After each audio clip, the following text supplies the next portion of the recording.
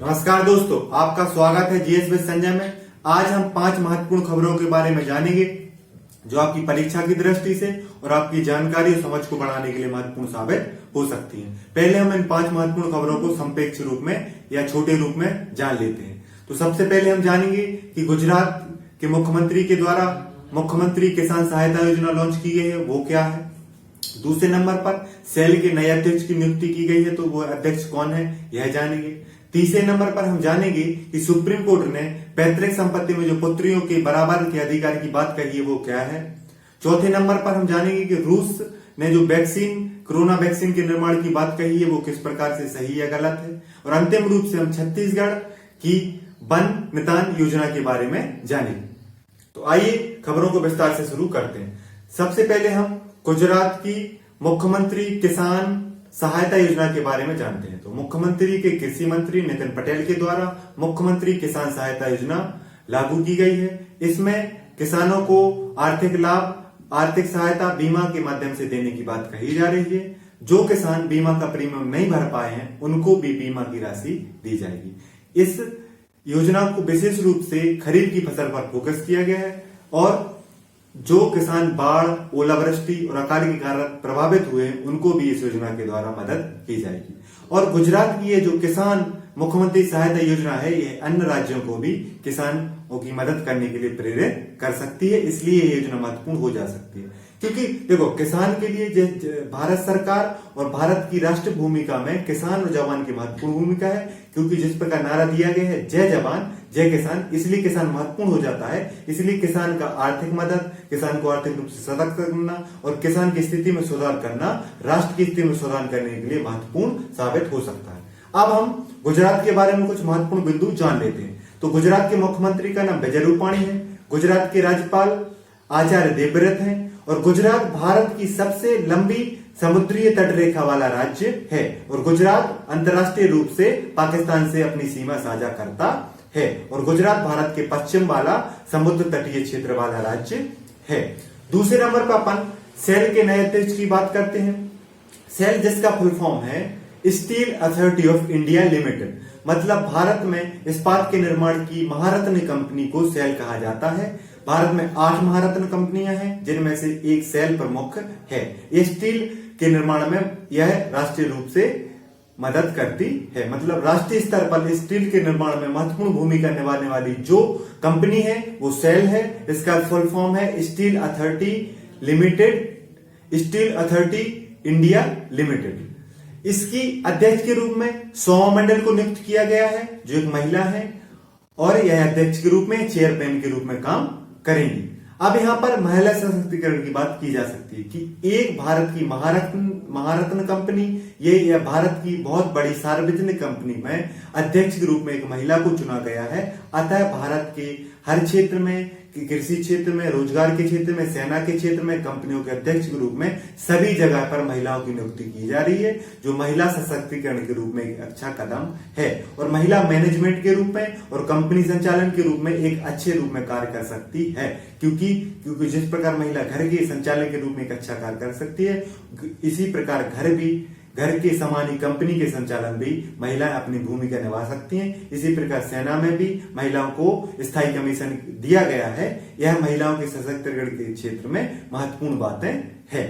इसके बाद तीसरे नंबर पर अगर हम बात करें कि पैतृक संपत्ति में भी पुत्रियों को बराबर अधिकार देने की बात सुप्रीम कोर्ट ने कहा है। सुप्रीम कोर्ट ने हिंदू उत्तराधिकार अधिनियम 1956 में, जिसमें 2015 में पुनः सुधार करते हुए इस अधिनियम को पूर्ववर्ती रूप से लागू करने की बात कही है। मतलब कि पुत्रियों को जो 2015 में बात की गई थी कि 2005 से बाद जन्मी पुत्रियों को समान अधिकार मिलेगा, लेकिन अब सभी पुत्रियों को, देश की सभी पुत्रियों को पिता की पैतृक संपत्ति में बराबर का अधिकार दिया जाएगा, पुत्र के समान अधिकार दिया जाएगा।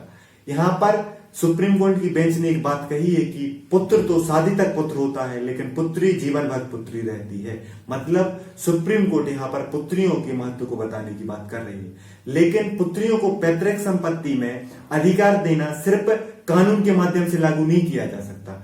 पुत्रियों को पुत्र के समान अधिकार, बेटों को बेटों के समान बेटियों को अधिकार देने के लिए, महिलाओं को पुरुष के समान अधिकार देने के लिए सबसे बड़ी भूमिका होती है समाज की। जब तक समाज बराबर का अधिकार नहीं देगा तब तक कोई भी कानून, कोई भी नीति, कोई भी रीति, कोई भी योजना महिलाओं को फायदा नहीं पहुंचा सकती। जब तक समाज महिलाओं के लिए अच्छा नहीं सोचेगा, महिलाओं को आगे बढ़ने नहीं देगा, तब तक पुत्रियों को, महिलाओं को बराबर का अधिकार प्राप्त नहीं हो सकता। अतः मेरी नजर में हम सभी को महिलाओं को सशक्त बनाने के लिए समाज में बदलाव की जरूरत है और समाज को सोचना चाहिए कि जिस प्रकार पुत्र हैं उसी प्रकार पुत्री हैं, जिस प्रकार महिलाएं हैं जिस प्रकार पुरुष हैं उसी प्रकार महिलाएं हैं। अतः महिला सशक्तिकरण के लिए सबसे बड़ा बदलाव समाज में आना चाहिए, तभी पुत्रों के समान पुत्रियों को पैतृक संपत्ति में अधिकार मिल सकेगा।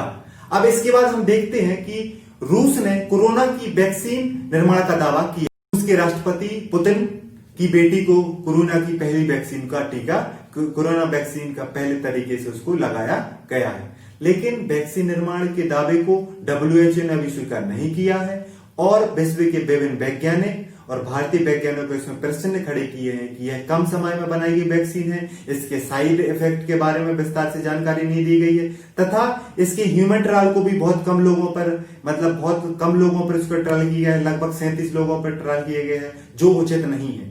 अतः कोरोना वैक्सीन के निर्माण में उचित प्रक्रिया का, उचित समय का, उचित ह्यूमन ट्रायल का, WHO को स्वीकार करने का और विभिन्न वैज्ञानिकों की सहमति जरूरी है, तभी वैक्सीन अपना सही कार्य कर पाएगी। नहीं तो वैक्सीन का साइड इफेक्ट गलत तरीके से, हानिकारक रूप से मनुष्य पर हो सकते हैं, जिसका प्रभाव कोरोना से भी अधिक हो सकता है। इसलिए रूस को समझना चाहिए, उसको WHO की स्वीकारता लेनी चाहिए तथा विभिन्न वैज्ञानिक जो प्रश्न उठा रहे हैं उनको भी संतुष्ट रूप से, अच्छे रूप से उनको उत्तर देना चाहिए, तभी इस वैक्सीन का उत्पादन बड़े स्तर पर और इसका निर्यात विभिन्न देशों में करना चाहिए। रूस को यह समझना चाहिए। रूस एक यूरोपीय देश है तथा यह सोवियत संघ का प्रमुख नेता के रूप में रहा है और वर्तमान में रूस के राष्ट्रपति पुतिन हैं। और रूस की राजधानी की बात करें तो रूस की राजधानी मॉस्को है। अब हम देखते हैं अपनी लास्ट खबर कि छत्तीसगढ़ ने वन मितान योजना लागू की है, जो वन संपदा के रूप में वन की चीजों को लाभ देने के लिए शुरू की गई है। क्योंकि आपको बता दें कि छत्तीसगढ़ में विभिन्न रूप से आदिवासी निवास करते हैं, जिनकी जीवनचर्या वन पे आधारित होती है और वन से बहुत प्रभावित होती है। अतः इन आदिवासियों को वन संपदा का लाभ देने के लिए वन मितान योजना की शुरुआत छत्तीसगढ़ सरकार ने की है। यहाँ पे हम छत्तीसगढ़ के बारे में जान लें कि छत्तीसगढ़ का गठन 1 नवंबर 2000 को आदिवासी क्षेत्र को एक राज्य के रूप में स्थापित करने के लिए की गई थी। वर्तमान में छत्तीसगढ़ के मुख्यमंत्री का नाम भूपेश बघेल है और यहाँ की राज्यपाल अनसुईया उइके हैं।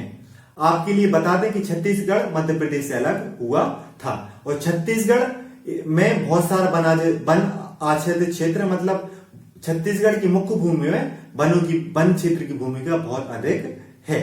इस प्रकार छत्तीसगढ़ वन भूमि के लिए, वन संपदा के लिए, आदिवासियों के लिए बहुत महत्वपूर्ण हो जाता है, क्योंकि इस वन से आपको जड़ी बूटी, इस वन से आपको बहुत सारी औषधि, इस वन से आपको जलाऊ लकड़ी, इस वन में राष्ट्रीय उद्यान, बहुत सारी चीजें होती हैं जो आपके लिए बहुत लाभदायक साबित हो सकती हैं।